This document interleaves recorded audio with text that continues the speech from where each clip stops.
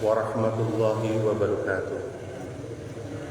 Bismillah, alhamdulillah, assalatu wassalamu ala rasulillah Sayyidina Muhammadin wa ala alihi wa sahbihi ajma'in. Rabbi shrah li sadri wa yassir li amri wahlul 'uqdatam min lisani yafqahu qawli. Rabbi zidna ilman warzuqna fahman. Allahumma inna nas'aluka ilman nafi'an wa rizqan thayyiban wa amalan taqabbalan. Bismillahilladzi la yadurru ma'asmi syai'un fil ardi wa la fis samaa'i wa huwas samii'ul 'aliim. Raditu billahi rabbah wa bil islami dina wa bi Muhammadin sallallahu alaihi wasallam nabiyya wa rasulah. La ilaha illallah wahdahu la syarika lah, lahul mulku wa lahul hamdu wa ala kulli syai'in qadir. Subhanallah wa bihamdihi astaghfirullah wa atubu ilaih. Alhamdulillah, segala puji hanya milik Allah. Ucapan syukur kepada Allah SWT dengan lisan kita diajarkan oleh Rasulullah itu mengucapkan alhamdulillahirabbil alamin. Wujud syukur kita itu harus diwujudkan dalam bentuk ibadah kita. Makanya alhamdulillah hari ini di pagi hari yang biasa kita lakukan setiap paginya melaksanakan ibadah sholat subuh berjamaah, dilanjut dengan kajian ilmu di setiap pagi Ahad, insyaallah akan kita rutinkan. Ini adalah bagian daripada wujud syukur kita kepada Allah SWT. Karena ketika kita hadir di tempat-tempat yang mulia di mata Allah SWT itu adalah anugerah terbesar sebetulnya. Salat subuh berjamaah luar biasa, alhamdulillah. Makanya alhamdulillah kepada Allah SWT, semoga Allah istiqomahkan kita bahwa setiap pagi selalu hadir berjamaah salat subuh di Masjid Baitur Rahim. Amin ya rabbal alamin. Hari ini masih di bulan Syawal ya. Alhamdulillah masih ada kesempatan. Kalau kemarin disampaikan bagaimana ketika Allah menyampaikan kepada kita, Rasulullah menyampaikan kepada kita, ada beberapa hari lagi ya kalau masalah mau tuntas ya Syawal ini. Sehingga masih ada kesempatan apabila yang mau melaksanakan ibadah puasa puasa Syawal, mangga. Masih ada, kalau nggak salah hari ini ada 4 hari lagi ke depan kalau nggak salah. Hadirin berbahagia, salawat dan salam semoga tercurahkan kepada baginda alam, junjungan kita semua yang dimuliakan oleh Allah Subhanahu wa taala, baginda Sayyidina Muhammad sallallahu alaihi wasallam, pada keluarganya, para sahabat, dan semoga kepada kita semua selaku umatnya yang selalu mencintai dan memuliakan beliau.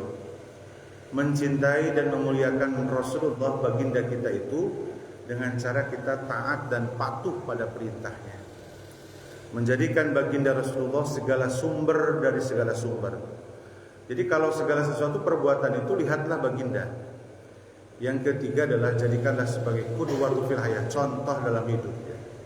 Jadi figur kita itu adalah baginda kita yang sudah memang diakui ya. Allah sudah menyatakan di dalam Al-Qur'an ya. Dan itu adalah bagian daripada kita, ketaatan kita, patuh dan taat kepada Allah dan Rasul. Wa may yuti'illah, barang siapa yang taat kepada Allah, faqad wa may yuti'ir rasul, barang siapa yang taat kepada baginda Rasul, faqad ata Allah, maka sungguh dia sudah taat kepada Allah. Jadi satu paket ya, Allah dan Rasulnya. Makanya mudah-mudahan pada kesempatan hari ini kita bersalawat kepada baginda kita. Allahumma salli ala Muhammad wa ala ali Muhammad kama shallaita ala Ibrahim wa ala ali Ibrahim wa barik ala Muhammad wa ali Muhammad kama barakta ala Ibrahim fil alamin innaka Hamidum Majid. Dalam bersalawat ini memang ada beberapa perbedaan yang perlu kita sikapi dengan sikap terbaik. Ya, saya itu kalau dalam sholat pakai tekstual hadis ya. Tapi kalau di luar sholat kadang memuliakan baginda kita dengan kata-kata yang Sayyidina Muhammad Maulana. Mangga silakan. Jangan sampai kita diperdebatkan masalah itu. Hadirin berbahagia, pada kesempatan hari ini melanjutkan ada beberapa materi, karena materi ini sudah kami buatkan, saya buatkan dalam bentuk materi materi bahwa apa saja yang perlu dipertahankan pada saat ketika kita kemarin melewati bulan yang penuh keberkahan, itu adalah bulan Ramadan. Kemarin beberapa poin sudah Rasulullah sampaikan kepada kita semua, bagaimana ketika seseorang melewati Ramadan dan Ramadan ini menjadi hidayah buat dirinya. Ini kan yang menjadikan permasalahan itu, apakah Ramadan itu bisa menjadi hidayah enggak, menjadi petunjuk enggak bagi kita. Makanya di dalam hadis itu sampaikan kemarin pun, banyak orang yang melewati Ramadan tapi mereka kembali kepada awal gitu ya, tidak ada peningkatan. Maka apalagi kalau lewat Ramadan kalah tambah turun ibadahnya, berarti itu sudah celaka. Sama saja kalau kembali lagi kepada awal, berarti juga sudah celaka. Makanya hadirin berbahagia, dalam kesempatan hari ini akan kita review begitu hebatnya tarbiyah di bulan Ramadan, pendidikan di bulan Ramadan yang nantinya mempengaruhi 11 bulan ke depan ya Ramadan itu. Makanya kita itu kadang melewati Ramadan itu ya hanya melewati ramainya Ramadan gitu ya. Apalagi yang mudik ya, senang kalau mudik ya. Sudah lama tidak pulang kampung, lalu pulang kampung, wah bahagianya kita bertemu bersilaturahim dengan keluarga. Di saat-saat memang pemerintah kita Indonesia itu mengabadikan di bulan Ramadan Idul Fitri itu menjadi libur nasional, cuti bersama dan seterusnya. Ini luar biasa sebetulnya kebahagiaan kita. Nah, tetapi Islam, Allah dan Rasulnya mengharapkan kepada kita semua bahwa ketika seseorang melewati Ramadan itu harus dipertahankan ibadah-ibadah yang pada saat di bulan Ramadan. Nah, dalam kesempatan ini kita akan coba melihat bagaimana Allah dan Rasulnya menyampaikan kepada kita semua terkait keistimewaan ibadah, di mana di bulan Ramadan itu istimewa, lalu berlanjut di bulan-bulan yang lain. Kemarin terakhir kita bicara salat berjamaah. Pada bulan Ramadan salat berjamaah, kemarin terakhir saya materi itu, maka pertahankanlah ibadah berjamaah di masjid ya. Pada saat ketika melaksanakan salat 5 waktu. Ini bagi yang laki-laki ya. Kalau bagi perempuan sebetulnya keistimewaan untuk salat 5 waktu itu Rasulullah melihatkan di rumah ya. Tetapi apabila mau ke masjid juga tidak dilarang, dan itu juga bagus ya. Artinya bahwa memang yang dikhususkan permasalahan dalam perbedaan pemahaman bahwa seorang laki-laki itu memang ada yang menghukumi ya sampai wajib ya berjamaah itu, tetapi ada yang umumnya adalah memang ditekankan harus berjamaah di masjid. Ada sebuah dalil yang dimana Rasulullah mengatakan bahwa ketika seorang laki-laki hadir di masjid itu melaksanakan ibadah sholat berjamaah, bahkan memakmurkan masjid seperti kita hari ini, mendengarkan Allah dan Rasulnya. Saya kan cuma menyampaikan saja, mendengarkan dari Allah dan Rasulnya dalam kajian ilmu. Kata Rasulullah itu fasyahidu bil iman, maka persaksikanlah laki-laki itu punya iman. Makanya bapak-bapak yang punya gadis, ketika nanti mau menerima lamaran seorang laki-laki, sebenarnya standarnya sholat subuh. Kalau bisa nanyanya nanti anak perempuan kita mau dinikahin nih ke seorang pemuda ya di kampung A gitu ya, maka si bapaknya itu ke kampung A, tanya ke ketua DKM-nya ya, apakah si A ini suka berjamaah subuh ya gitu ya. Kalau ketua DKM-nya menyatakan wah ini pemuda ini rajin ya, sholatnya selalu berjamaah di masjid, nah itu adalah bagian bahwa kita tidak pilih untuk menerima lamaran seorang laki-laki. Karena Rasulullah mengatakan wa idza ra'aitumur rajula, apabila kamu melihat seorang laki-laki memakmurkan masjid, salat berjamaah, ikut kajian ya, fasyahadu bil iman, kata Rasulullah, dia adalah orang yang memiliki iman. Makanya hadirin berbahagia yang tadi hari ini hadir di masjid ya, bahwa Allah dan Rasulnya mengatakan, menyaksikan kepada kita semua, pertahankanlah salat berjamaah di masjid. Mudah-mudahan semua yang kita lakukan salat 5 waktu di masjid ini sudah Allah dan Rasulnya mengangkat derajat ya sampai 27 derajat ya, dibandingkan dengan salatnya munfarid atau sendirian. Maka itu yang pertama.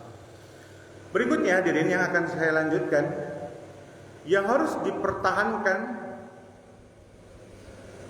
Ketika kita belajar kemarin di bulan Ramadan, ada yang disebut salat qiyamul lail. Makanya dalilnya itu Ramadan itu 3. Redaksi hadisnya itu kan 3. Man shoma Ramadan, barang siapa yang puasa di bulan Ramadan. Berarti siang hari itu. Terus yang kedua hadisnya man qoma Ramadan, barang siapa yang menegakkan di bulan Ramadan, menegakkan salat baik itu 5 waktu dan salat tarawihnya, qiyamul lailnya. Ada yang ketiga dalil itu sama redaksinya, man qoma Lailatul Qadar, barang siapa yang mendirikan di malam Lailatul Qadar di tanggal 20 sampai 30. Ini redaksi hadis ini tidak ada perbedaan, sahih semuanya. Ujungnya sama, imanan wahtisaban ghufrilahu ma taqaddama min dambi. Kalau dengan iman dan mengharapkan ridha Allah, maka akan mendapatkan ampunan dosa di bulan Ramadan itu. Nah, salah satu yang ditarbiyah di bulan Ramadan itu adalah bagaimana sholat qiyamul lail itu dilakukan. Nah, bedanya di bulan Ramadan itu sholat malamnya itu sebelum tidur, ya, yang disebut tarawih. Tarawih itu istilahnya kalau ada bahasa, kalau merujuk kepada bahasa-bahasa para ulama, bahwa tarawih itu santai, tenang lah gitu ya, istirahat ya, jadi santai dalam melaksanakan ibadah. Adapun yang suka cepat, yang ini situ kan kadang pemahaman ini berkembang ya. Yang penting melaksanakan ibadah sholat lah. Tapi di Baitur Rahim bilangannya kemarin 11 itu bukan karena kita pro yang 11, tidak ya, tapi untuk supaya waktunya tidak terlalu lama. Karena masalahnya jamaah, inginnya tartil tapi bilangan. Nah, pada saat ketika kita tarawih itu, pada saat di bulan-bulan seperti itu, setelahnya itu, maka ada yang disebut sholat malam, ada yang disebut sholat tahajud. Dua-duanya boleh dilakukan. Kalau qiyamul lail itu, hadirin berbahagia, batas waktu malam itu dalam Islam itu yang disebut al-lail, itu adalah bada isya sampai bada sebelum sahur. Sahur itu, sahar itu waktu menjelang subuh. Kalau kita hari ini sahur itu pukul 4, maka yang disebut al-lail, waktu malam itu adalah di bada isya sampai jam 4. Nah, itu adalah al-lail. Ya. Makanya kalau kita lihat surat Al-Muzammil, ya yuhal muzammil, wahai orang-orang yang berselimut, kata Allah itu. Ya yuhal muzammil, orang berselimut, ya berselimut tidur. Di sini maksudnya kalau ditafsirkan beberapa tafsir, orang-orang yang diselimuti oleh kehidupan dunia, ya. Qumil laila illa qalila, tegakkanlah salat malam, kata Allah. Bangunlah untuk sembahyang di malam hari. Illa qalila, sedikit saja. Nisfahu awingkus minhu qalila, boleh seperduanya atau kurangi dari seperduanya sedikit. Konsepnya, perintah dalam Al-Quran itu untuk menegakkan salat malam itu boleh pada saat setelah bada isya, setelah tidur, menjelang waktu sahar, ya. Nah, di sini luar biasa, bahkan auzid alaihi, atau lebih boleh. Waratil Qur'ana tartila, dan bacalah Al-Quran secara tartil. Ini Quran surat Al-Muzammil ya, luar biasa, surat ke-73. Allah menyampaikan bagaimana menerangkan yang disebut sembahyang malam, qiyamul lail. Ini Qurannya sudah jelas. Bahkan di dalam surat Al-Isra itu surat ke-17, Allah memberikan gambaran bagaimana kehebatan orang-orang yang melaksanakan sholat malam yang disebut tahajud. Jadi gini, ketika Al-Muzammil bicara qiyamul lail, tapi bicara surat Al-Isra bicara sholat tahajud. Nah, sholat tahajud tata caranya itu ini sepakat, tidak ada perbedaan. Setelah tidur, itu yang disebut tahajud ya. Ayatnya 17 surat Al-Isra ayat 79. Ini hebatnya sholat tahajud itu, ditempatkan ayatnya itu setelah Allah memerintahkan sholat 5 waktu. Ini hebatnya. 7-8 itu Allah menyampaikan aqimis sholata liduluki syamsi ila ghasaika lil Qur'an al-fajri inna Qur'an al-fajri kana masyhuda. Kata Allah, tegakkan sholat 3 waktu di sini, sholat wajib pada saat malam, siang, malam, dan pagi. Kalau siang zuhur asar, malam maghrib isya, pagi adalah subuh. Perintah tuh dalam surat Al-Isra. Nah, tapi di situ diulang, inna Qur'an al-fajri kana, sesungguhnya waktu pagi ini Allah menyaksikan. Setelah ayat itu Allah mengatakan wa minal laili fatahajjat, kalimatnya. Dan sebagian di malam itu ada yang disebut tahajud. Masya Allah ya. Bahkan tahajud ini, kalau Ustadz Adi Hidayat itu dalam ceramahnya, dalam TikToknya itu ada 4 keistimewaan sholat sunnah tahajud, di mana tidak ada yang didapat dari sholat sunnah yang lainnya. Coba kalau lihat di TikTok, di Instagram ya, di short video ya, ceramahnya Ustadz Adi Hidayat itu mengambil dalilnya ini. Jadi ada 4 keistimewaan orang yang sembahyang tahajud katanya. Dan tidak ada satu sembahyang sunnah yang tidak dapat dari 4 ini. Jadi memang hebat. Pertama, kata Ustadz ini, dalam ayat ini sudah dijelaskan. Orang yang melaksanakan fatahajjad bihi nafilatal asa ya bahasa karobuka maqam mahmuda yang disebut tahajud. Tahajud itu setelah tidur. Bilangannya yang penting tahajud itu genap, ditutup witir, jadi ganjil. Jadi boleh 2 rakaat tahajud, 1 rakaat witir boleh kalau waktunya nggak mau lama gitu ya. Saya mah pingin 4, 3, 7 boleh silahkan. Pingin saya mah 2, 2, 2, 2, 8 tambah witir 3, 11 boleh. Saya mah pingin lebih dari itu silahkan. Yang penting ujungnya sholat tahajud itu genap, tapi ditambah tutup witir menjadi ganjil bilangan. Silahkan bilangan itu. Ya kita sesuaikan dengan waktu dan kekuatan. Karena fattaqullaha, bertakwalah kepada Allah itu mastata'tum di dalam Al-Quran, sesuai dengan kemampuan. Nggak bisa disamain ya Pak Supri dengan Pak Budi. Semua sesuai kemampuan, silahkan. Dan ini tahajud ini luar biasa. Sholat yang dimana afdolul amal, amalan yang paling afdol, sholat sunnah setelah sholat wajib itu adalah sholat malam. Ya. Bahkan kemarin saya pernah sampaikan hadisnya bahwa keistimewaan sholat malam itu sholat seperti dalilnya itu kan Rasulullah senang dengan puasa Daud dan sholatnya Daud. Ya. Puasa Daud 1 hari buka, 1 hari saum, 1 hari buka. Sholatnya sholat malam. Itu yang diadopsi oleh syariahnya baginda kita Rasulullah SAW. Keistimewaan yang pertama adalah Allah menyampaikan di sini itu bahwa orang yang tahajud itu maqam mahmuda, yang pertama pasti diangkat derajatnya oleh Allah Subhanahu wa taala. Ini yang namanya diangkat derajat oleh Allah Subhanahu wa taala itu jangan berasumsi jadi pejabat ya, Pak Supri, bukan. Bisa saja seperti itu diangkat derajatnya dalam bentuk pekerjaannya ya, dalam bentuk kemuliaan pribadinya. Tapi yang jelas seorang tahajud itu Allah akan tempatkan kemuliaan di dalam diri. Yang namanya orang selalu sujud ruku di tahajud itu yakin kalau dia tahajudnya hebat berdampak pada diri.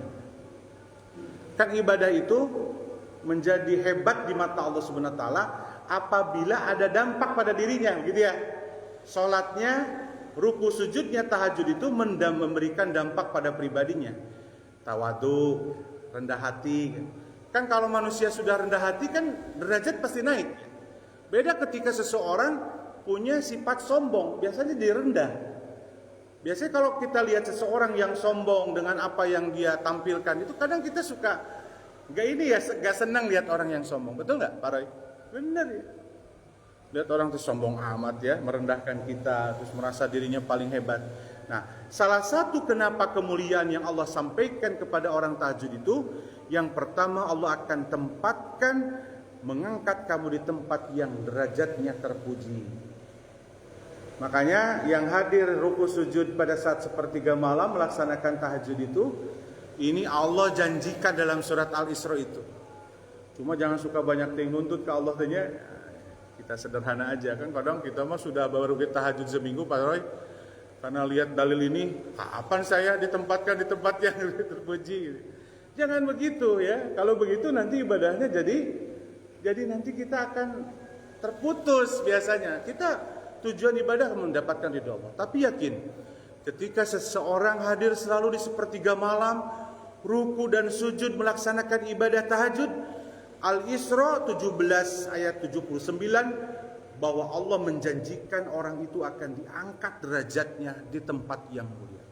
Setidaknya kalau tidak di dunia secara fisik kelihatan, nanti di yaumil qiyamah Allah akan menempatkan ahli tahajud ini luar biasa. Gitu ya. Nah, berikutnya di dalam surat Al-Isra ini yang kedua katanya ya, saya mencuplik kalimat daripada Ustadz Adi Hidayat menafsirkan ayat ini 79 dan 80. Kalimatnya coba searching. Ada 4 keistimewaan orang yang mendapatkan tahajud. Yang kedua, memang dari dalil ini kata Allah di dalam Al-Quran ini, wakul, maka katakanlah katanya, Rabbi adkhilni mudkhala sidqi. Jadi kalau tahajud itu doanya ini sebetulnya, doanya banyak silahkan. Tetapi di dalam Al-Quran rangkaian ayat 79 ketika menerangkan sholat tahajud, maka menerangkan ketika di ayat berikutnya kata Allah diperintahkan kamu berdoalah. Berdoanya apa? Rabbi adkhilni mudkhala sidqi. Ya Allah, masukkanlah aku secara masuk yang benar. Maka kalimat yang kedua adalah keistimewaan orang yang ahli tahajud itu, Allah akan bimbing kemanapun dia masuk pada setiap kegiatan dianya. Kalau masuk perusahaan, Allah akan siapkan perusahaannya masuknya memang maslahat. Ketika dia mencari pekerjaan, pekerjaannya Allah akan tempatkan. Ketika pekerjaannya untuk dimasukkan menjadi apa, Allah akan masukkan dengan benar. Nah, ini orang tahajud nih, dibimbing sama Allah terus. Hidupnya dikawal. Ketika seseorang menjadi pejabat, memang masuk pada pejabat yang betul. Ketika dia mendapatkan jabatan, juga jabatan yang betul. Karena Allah disebutkan di dalam Al-Quran, meminta kepada Allah, Rabbi adkhilni, ya Allah masukkanlah hamba mudkhala sidqin, kepada sesuatu yang benar. Gitu kan? Ini keistimewaan orang tahajud. Makanya jangan lupa doa ini selalu disampaikan pada saat ketika setelah sholat tahajud. Rabbi adkhilni mudkhala sidqi wa akhrijni mukhraja waj'alni min ladunka sultanan nasir. Itu dalilnya Al-Quran. Kita kalau doa itu mengikuti itu Al-Quran, baru hadis Rasul, baru para ulama. Jadi itu yang kedua. Yang ketiga, wakhrizni, dan keluarkanlah hamba ya Allah mukhraja sidqi, kepada sesuatu yang baik keluar. Kadang kan kalau bekerja Pak Haji Kaidon ya, orang masuk pada perusahaan itu, kadang suka keluarkan sama Allah tuh, dirasain. Mungkin karena dia ahli tahajud, kata Allah kamu kerja di situ nggak cocok, bisa begitu. Makanya Allah yang akan mengatur semuanya dalam hidupnya. Makanya laksanakan sholat malam ini luar biasa. Jangan menyepelekan. Karena ibadah yang akan mendapatkan kehormatan seseorang hamba Allah setelah sholat 5 waktu itu adalah sholat sunnah, adalah sholat qiyamul lail, sholat tahajud dan sholat witir. Enggak. Tarbiyah kemarin di Ramadan ada tarawih, ada sholat witirnya, tarawihnya, ada sholat malamnya, ada sholat tahajudnya. Enggak. Nah, jadi doanya jangan lupa di 80-nya.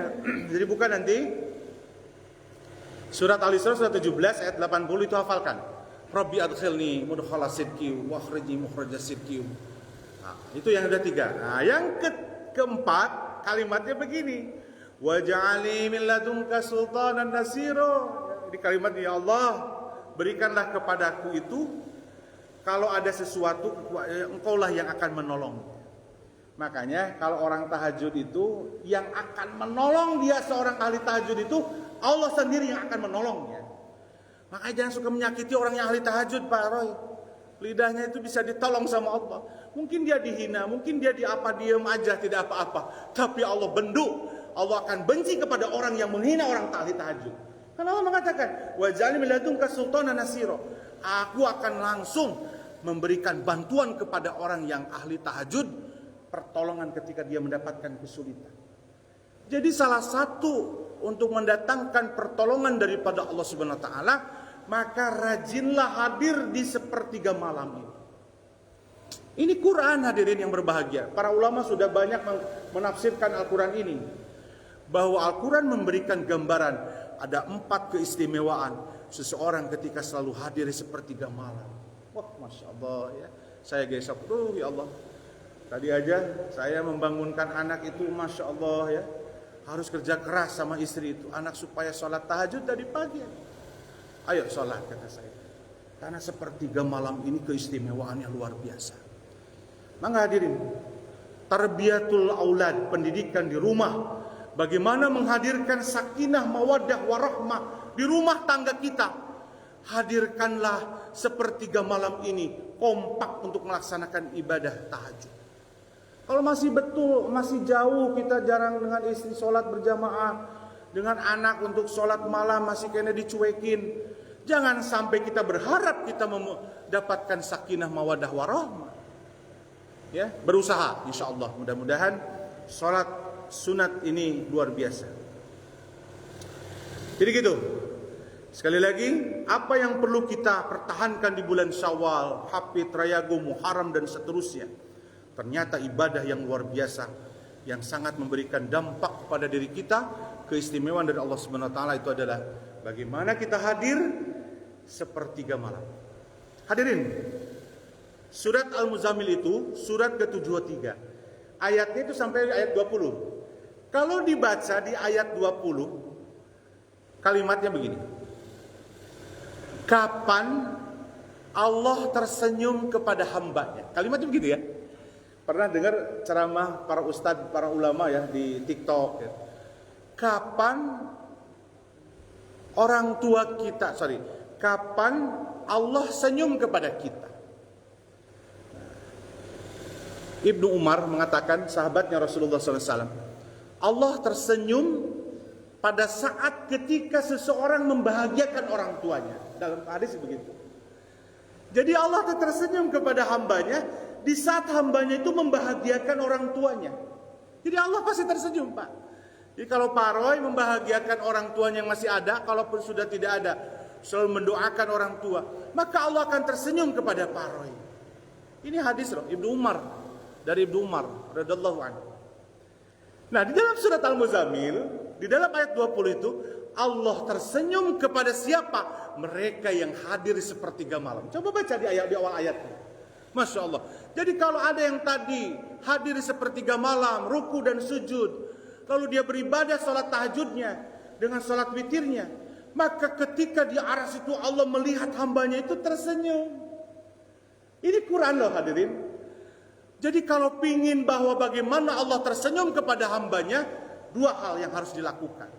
Berikan yang terbaik pelayanan kepada orang tua, bahagiakan orang tuamu seperti raja ya, maka rezekimu akan seperti raja. Yang kedua, lakukan sholat malam, karena pada saat sholat malam Allah tersenyum. Dan mana dalilnya? Lihat surat Al-Muzammil, surat ke-73 ayat 20. Ayat pertamanya, Allah melihat, Allah tahu siapa yang hadir sepertiga malam itu. Ini hebatnya surat Al-Muzammil. Makanya surat Al-Muzammil itu disebut sholat malam, sholat malam ya. Orang-orang yang diselimuti oleh dunia, Allah perintahkan untuk sepertiga malam itu. Makanya dalilnya luar biasa, Masya Allah ya. Banyak sekali perintah-perintah agama dalam melaksanakan sholat malam. Nah, oke, kita coba bongkar di surat Al-Insan, surat 76. Di dalam surat Al-Insan 76, ayat 25-26, Allah memerintahkan bagaimana kehebatannya sholat malam. Jadi hadirin, perintah sholat malam kita sudah tahu. Tapi ternyata di dalam Al-Quran itu dibuktikan berbagai hal, bagaimana kita untuk supaya tahu bagaimana Allah memerintahkan keistimewaan daripada sebagian daripada malam itu. A'udzubillahi minasyaitonirrajim. Wadhkur isma rabbika bukrata wa asila wa minal laili fasjud lahu wasabbihu lailan tawila. Ini surat Al-Insan, surat 76 ayat 25-26. Ini versinya sama dengan Al-Isra, Al-Muzammil. Nah, ini hanya cuma saya sampaikan bahwa ternyata perintah sholat malam itu banyak sekali di dalam Al-Quran. Allah menyampaikan kepada kita semua. Kalau saya kan menyampaikan dakwah itu, yang penting ini Qurannya, hadisnya. Kalaupun para ulama menyampaikan, saya sampaikan. Kata Allah Subhanahu wa taala, sebutkanlah Allah itu dalam waktu pagi dan petang. Hadirin, pagi dan petang, makanya suka ada zikir pagi, zikir petang, itu bukan sesuatu yang salah. Yang namanya zikir itu silakan. 24 jam sebetulnya menjadi zikir mutlak silakan. Tetapi yang disebut zikir pagi dan zikir petang itu, Quran itu menerangkan bahwa ada waktu keistimewaan zikir itu di pagi dan petang. Makanya banyak dalil ketika setelah subuh itu ada beberapa yang dibacakan. Ada yang setelah asar dibacakan. Itu adalah dalilnya. Yang penting sahih, bacakan zikir di pagi petang. Ini perintahnya ada. Di ayat berikutnya Allah menyampaikan wa minal laili fasjud, dan sebagian dari malam itu maka sujudlah dan bertasbihlah kepadanya bagian dari panjang semalam hari. Jadi hadirin, di dalam surat Al-Insan ini Allah memerintahkan sholat tahajud, sholat malam, tapi dilanjutkan dengan zikir. Jadi kalau sudah sholat tahajud itu setelah witir, assalamualaikum, assalamualaikum, zikirlah di situ hadirin. Mau beristighfar, mau baca la ilaha illallah, mau baca sholawat kepada baginda Rasul, mau subhanallah walhamdulillah wa la ilaha illallah wallahu akbar, zikir aja.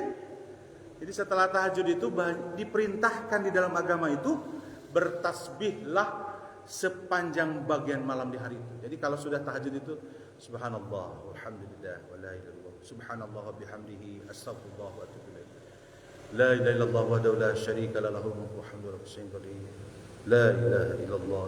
Terus zikir. Luar biasa ya. Jadi kalau melihat Al-Quran itu, ternyata perintah sholat malam itu adalah pada saat dirangkaian dengan zikir. Jadi kalau udah beres setelah sholat, kalau ada yang sholat di rumah duduk zikir kepada Allah Subhanahu Wa Taala, beristighfar. Nah berikutnya yang ini ada hanya 4 surat yang menyampaikan di dalam Al-Quran itu. Di dalam surat Az-Zariyat, surat ke-51 itu Allah gambarkan di dalam ayat 15-nya itu, ayat 16-nya itu 17, 18. Kata Allah itu begini, diberi kabar nih sama Allah, innalil muttaqina fi jannati wa uyun, sesungguhnya orang bertakwa itu dapat surga luar biasa. Jadi Allah gambarkan bagaimana ahli surga, orang bertakwa itu mendapatkan surganya Allah. Ya. Di ayat 15-nya, itu 15, di ayat 16-nya Allah menyampaikan bahwa ahli surga itu kebiasaan di dunianya, begitu para ya. Jadi kata Allah itu bahwa dia nih ahli surga. Kata Allah nih dulunya itu di dunia itu pertama dia selalu berbuat kebaikan. Yang kedua, kanu qalilan minal laili ma yasjudun, di ayat 17-nya, bahwa kebiasaan ahli surga di saat di dunianya itu dia selalu di dunianya mereka sedikit sekali tidurnya di waktu malam. Jadi Pak RT, namun setiap malam itu sedikit tidur itu ahli surga sebetulnya. Cuma sedikit tidurnya harus salat malam ini kayaknya ya. Kalau kita kan ngopi, tapi nggak apa-apa. Menunggu waktu itu bisa salat malam. Kanu qalilan minal laili ma yasjudun, kata Allah bahwa ahli surga itu di dunia itu sedikit tidurnya. Jadi kalau ada orang yang tidur dari Isya sampai subuh itu kebanyakan sebetulnya. Kalau bisa ahli surga itu, nih para santri, Muhammad, Batan, tidurnya itu sedikit tapi bukan bergadang, tapi sholat malam. Bergadang bolehlah, apalagi Pak RT ini perlu ada koordinasi. Saya juga sering ya ngobrol-ngobrol dakwah dalam hal itu. Tapi yang jelas di dalam surat Az-Zariyat itu Allah gambarkan gini kalimatnya. Siapa mereka ahli surga? Dalam Az-Zariyat nih, mereka di dunianya itu sholat malam. Jadi kalau pingin jadi ahli surga, Pak Supri harus sholat malam. Saya belum mampu. Ya bertahap, nanti besoknya belajar. Enggak masih belajar terus, berusaha. Siapa tahu Allah menyampaikan hidayahnya pada saat ketika kita sebelum dipanggil oleh Allah Subhanahu Wa Taala, kita sudah hadir di sepertiga malam. Berusaha aja. Ada sekarang makan alarm HP itu bisa disetting. Pertama settingan alarm pertama 3:30, settingan kedua jam 3:40-15, 3:40-4. Jadi 3 kali alarm. Alarm pertama matikan dulu, nggak apa-apa tidur lagi. Alarm kedua matikan lagi. Alarm ketiga kita bangun. Bismillah ya Allah, saya ingin hadir di sepertiga malam karena pada saat sepertiga malam itu ternyata istimewa di mata Allah Subhanahu Wa Taala. Hadirin berbahagia, luar biasa. Hadis Rasulullah Sallallahu Alaihi Wasallam nih. Sekarang kita hadisnya dengerin. Ini saya mendengar ini. Dengarkan baginda Rasulullah Sallallahu Alaihi Wasallam mengungkapkan dalil-dalil terkait keistimewaan salat malam. Yang pertama dari Abu Hurairah. Abu Hurairah radhiyallahu an bahwa Rasulullah SAW bersabda dalam hadis riwayat Muslim, "Afdhalus shalah ba'da salatul mafruḍah." Kalimatnya. Apa salat yang paling utama setelah salat 5 waktu adalah wajib, mafruḍah itu adalah salatul lail, salat malam. Kan salat sunnah itu banyak. Nanti kita akan bahas di pertemuan yang lain. Salat sunnah. Ini salat tahajud itu, salat malam itu, qiyamul lail itu ternyata adalah paling utama salat sunat setelah salat 5 waktu. Itu yang pertama. Yang kedua, dalam hadis riwayat Abu Dawud, Allah menyampaikan, Rasulullah SAW bersabda dari Abu Hurairah radhiyallahu an, "Rahimallahu rajula." Semoga Allah merahmati seorang suami. Qama minal laili fasalla. Yang dia bangun di waktu malam katanya. Wa iqadha imra'atuhu. Lalu dia membangunkan seorang istrinya untuk juga salat, fasallat. Fa inna abatana sahfi wajha alma. Lalu bila istri tidak bangun dia percikan di wajahnya. Ya. Jadi dipercikan. Lalu semoga Allah merahmati istrinya yang bangun di waktu malam ketika dia salat lalu membangunkan suaminya. Itu sebaliknya. Bila suaminya enggan untuk bangun dia pun membersihkan ke wajahnya. Semoga Allah merahmati dan membahagiakan keluarganya. Nih kalau lihat hadis ini, Pak Supri, Pak RT, ini setiap malam tuh harus bangunin tuh istri. Percikan kalau tidak bangun ke mukanya dengan membangunkan istri dengan baik ya. Itu ya. Jadi mohon kepada kita sebagai suami bangunin malam itu kayak tadi bangunin istri saya, istri anak kita bangunin anak kompak supaya pada saat sepertiga malam itu orang tuh sudah hadir di situ. Kalau yang namanya sholatnya boleh 2 rakaat, 1 rakaat, 4 rakaat dan seterusnya ya. Makanya ini hadis Rasulullah SAW. Nah, ada satu hadis yang luar biasa nih yang terakhir sholat tahajud ini. Sudah selesai ya sholat tahajud karena sudah ada tuh konsumsinya, saya udah pesen. Gini, para sahabat sedang kumpul nih hadirin, sedang kumpul nih kayak gini.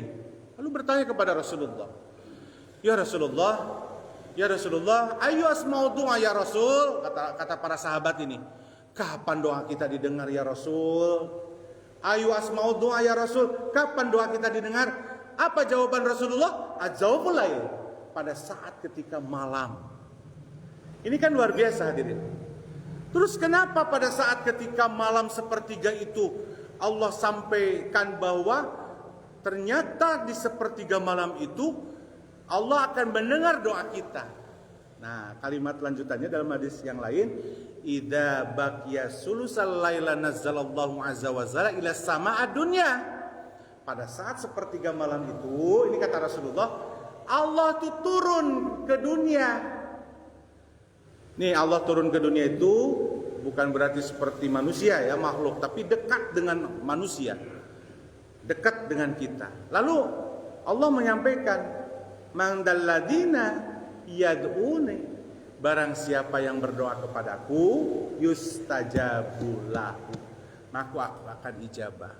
Makanya kalau ada ustadz yang menerangkan tempat dan waktu yang diijabah oleh Allah Subhanahu wa taala, doa kita pasti yang pertama poinnya salat tahajud, itu dalilnya. Nanti kita bahas, ada tempat-tempat dan waktu-waktu di mana di situ Allah akan kabulkan doa. Itu perlu itu. Nanti banyak saya udah kumpulkan dalilnya. Bagaimana Allah menghadirkan duburatus salatul maktubah, bainal adzan wal iqamah. Banyak itu dalam hadis Rasulullah bagaimana tempatnya kita doa itu dijabah oleh Allah Subhanahu wa taala. Salah satu keistimewaan salat malam itu adalah diberikannya kabulnya doa kita. Ayo, kalau keinginan sesuatu itu kejarlah dengan optimal. Ini mah ayah kahayang gede, ikhtiarnya gitunya. Ikhtiar dong kepada Allah.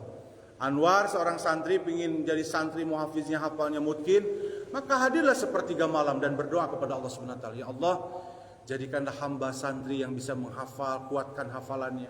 Karena doa pada saat sepertiga malam itu Allah kabul. Man dalladina yaduni, barang siapa yang berdoa kepada aku, ini kata Allah nih, yustajabu lahu, aku ijabah. Tapi hadirin, jangan jadi kalimat ini teh sok ini paroynya aya kalimat begini teh, oh berarti lamun gitu mah saya sholat tahajud terus doa berarti Allah langsung kabulkan. Nah suka begitu kan kalimatnya. Jangan begitu, pas malam-malam ya Allah berilah saya mobil berarti besoknya yang mobil yang nggak bisa tuh Pak Supri. Di sini itu kalimat Allah mengkabulkan doanya itu dengan melalui proses semuanya ya. Tidak bisa serta merta, apalagi seorang anak ya berdoa begitu, doanya udah ya Allah baru ke SMA saya minta jodoh langsung besoknya ada jodoh, tidak. Tapi semua pada saat kedekatan kita dengan Allah pada saat sepertiga malam itu Allah akan kabulkan apa yang kita minta. Cuma mungkin 5 tahun kemudian, mungkin 10 tahun kemudian nanti doa itulah yang akan menjadikan suksesnya seseorang. Jadi jangan suka ini pingin kalau doa itu pingin besoknya langsung dijabah sama Allah. Tapi bisa saja ada yang begitu. Artinya bahwa kita berbaik sangkalah sama Allah Subhanahu wa taala supaya kita ketika berdoa kepada Allah Subhanahu wa taala tidak banyak kecewanya. Tapi nanti kata Rasulullah kalimatnya begini. Ada seseorang dalam hadis itu datang di yaumil qiyamah, dia kaget Pak Roy. Haji Kaidun kaget. Kenapa kagetnya? Loh, kok saya baheula asan teh amal teh biasa saja, kok banyak amat pahalanya? Nah, bertanya sama Allah dalam hadis itu, kenapa ya Allah? Kok saya pahalanya banyak? Kata Allah, itu adalah lembaran-lembaran doamu yang aku tidak ijabah, tapi menjadi ibadah pahala kamu. Jadi nanti teh doa yang tidak dikabul di dunia itu menjadi pahala kita. Ya, tapi kita berhusnudzon, insya Allah doa yang kita sampaikan di sepertiga malam, kata Rasulullah Allah akan ijabah, tapi ijabahnya Allah disesuaikan dengan kebutuhan kita dan termasuk daripada kebutuhan mencukupi untuk diri kita. Insya Allah Allah lebih tahu kebutuhan seorang hambanya. Itu mungkin yang bisa disampaikan hari ini. Sebetulnya masih banyak materinya itu terkait masalah nanti kita akan bahas terkait masalah berikutnya. Dan dalil-dalil yang saya sampaikan ini adalah semua dari Allah dan Rasulnya. Insya Allah ini adalah perintah yang harus kita lakukan dan semoga kita bisa melaksanakan apa yang diperintahkan oleh Allah dan Rasulnya. Amin ya rabbal alamin. Mudah-mudahan nanti kita itu tuh ada pesanannya kita ngariung setik ewang. Kita ada konsumsi, mudah-mudahan di pagi hari ini kita bisa berjamaah, tidak hanya ngaji tapi juga makan juga ya, makan gorengan lah dari Pak Slamet tuh pesannya mudah-mudahan. Demikian bisa disampaikan, mudah-mudahan apa yang disampaikan oleh saya bermanfaat bagi saya pribadi, bagi kita semua karena ini adalah pesan dari Allah dan Rasulnya yang harus kita sampaikan kepada Allah dan Rasulnya apa? Ya Allah, ya Rasul, sami'na wa ata'na, kami dengar dan kami akan taat. Dan semoga Allah memberikan hidayah supaya kita menjadi ahli tahajud, selalu rajin sedikit tidur malam tapi kita selalu hadir di sepertiga malam dan selalu mentargetkan dalam hidup untuk supaya rumah tangga menjadi sakinah mawadah dengan tahajud, supaya tahajud ini menjadi kebahagiaan dalam bekerja. Pokoknya tahajud mempengaruhi semua aktivitas hidup kita dalam kehidupan sehari-hari. Sehingga ketika kita berhasil dalam meraih daripada kesuksesan pada saat ketika dipanggil oleh Allah Subhanahu wa taala, maka Allah akan berikan keistimewaan karena salah satu keistimewaan tahajud ini nanti ada tempatnya yang mulia di mata Allah Subhanahu wa taala di yaumul qiyamah. Amin ya rabbal alamin. Kita akhiri dengan doa kafaratul majlis. Mangga. Bismillahirrahmanirrahim. Subhanakallahumma wa bihamdika asyhadu an la ilaha illa anta wa astaghfiruka wa atubu ilaik. Aqulu qouli hadza wa astaghfirullahi wa lakum. Wassalamu alaikum warahmatullahi wabarakatuh.